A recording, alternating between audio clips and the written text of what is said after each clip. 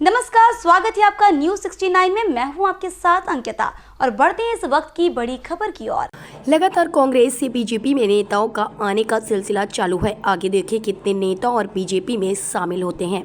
जब विपक्ष पूरा खत्म हो जाएगा, विपक्ष में लड़ाई कौन करेगा और विपक्ष में कितने लोग बाकी बचेंगे, इसकी अनुमान लगाना है मुश्किल। इस पार्टी को छोड़कर भारतीय जनता पार्टी का दामन थाम लिया आप लोग, इतने पुराने हैं। हम लोग सृजनात्मक राजनीति करना चाहते हैं। जिंदगी का मकसद जो है वो बदलाव लाना हो जी, सकारात्मक परिवर्तन लाना हो जी।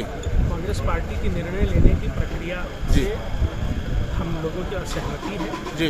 बहुत सारे विषयों पर पार्टी का जो नेशनल स्टैंड है जी, उनसे हम लोग सहमत नहीं है। तो हमारे साथ जो जुड़े हुए लोग हैं जी, हम लोगों को बड़ी दिक्कत होती थी जब पब्लिक हमसे कुछ पूछती थी, हम जवाब नहीं दे पाते। तो अंतर्मन की आवाज़ सुनी और भीतर जो एक क्या कहूँगा मैं द्वंद्व था वो दूर किया और आज भाजपा ज्वाइन करी। हम सब भविष्य की ओर देख रहे हैं, हमारे यशस्वी प्रधानमंत्री की ओर देख रहे हैं, हमारे यशस्वी मुख्यमंत्री मोहन यादव जी की ओर और प्रदेश अध्यक्ष वी डी शर्मा जी की ओर जी। जहाँ तक मेरी जानकारी, आप इंदौर क्षेत्र से आते हैं। अभी कैलाश विजयवर्गीय जी का एक भाषण वायरल हुआ था। उन्होंने कहा था जो परंपरागत भारतीय जनता पार्टी कार्यकर्ता है उनको घबराने की जरूरत नहीं, कलदार सिक्का होता। और एक भारतीय जनता पार्टी कद्दावर नेता भूपेंद्र सिंह जी का बयान भी जारी हुआ कि कांग्रेस से आए लोगों को 15 दिन को क्या मिलेगा।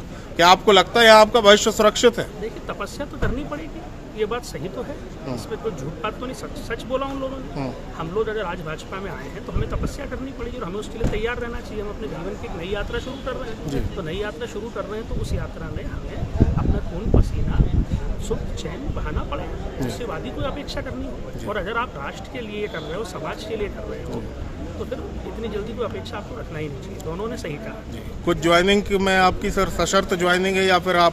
नहीं, ज्वाइनिंग तो सशर्त जो है वो ज्वाइनिंग ही नहीं है। अंतर मन से आप ज्वाइन कर रहे हैं तो बिना शर्त जी। धन्यवाद। चलिए, धन्यवाद। और लगातार कांग्रेस छोड़कर बीजेपी का दामन लोग थाम रहे हैं। आज तो विधायक जी जो अमरवाड़ा के, उन्होंने भी भारतीय जनता पार्टी का दामन थाम लिया और आपके मिशन 29 में छिंदवाड़ा सीट का बड़ा योगदान। क्या कहना चाहेंगे आप आज की ज्वाइनिंग को?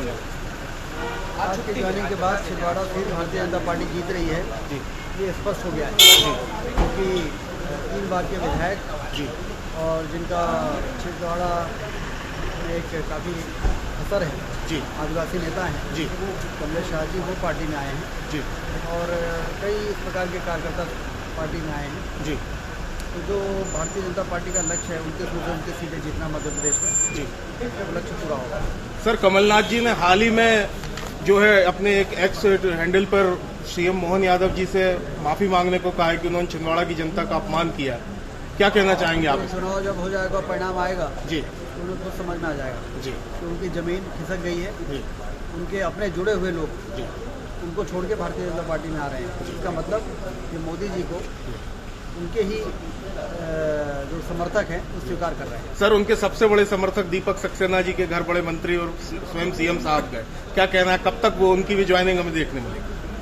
आप खुद ही बता रहे हैं कि वो लोग खुद ही जुड़ने के लिए आगे आ रहे हैं और कमलनाथ वहाँ कमजोर हो रहा है लगातार। इस खबर पर आपकी क्या है राय, हमें कमेंट सेक्शन में जरूर बताएं। तब तक के लिए धन्यवाद।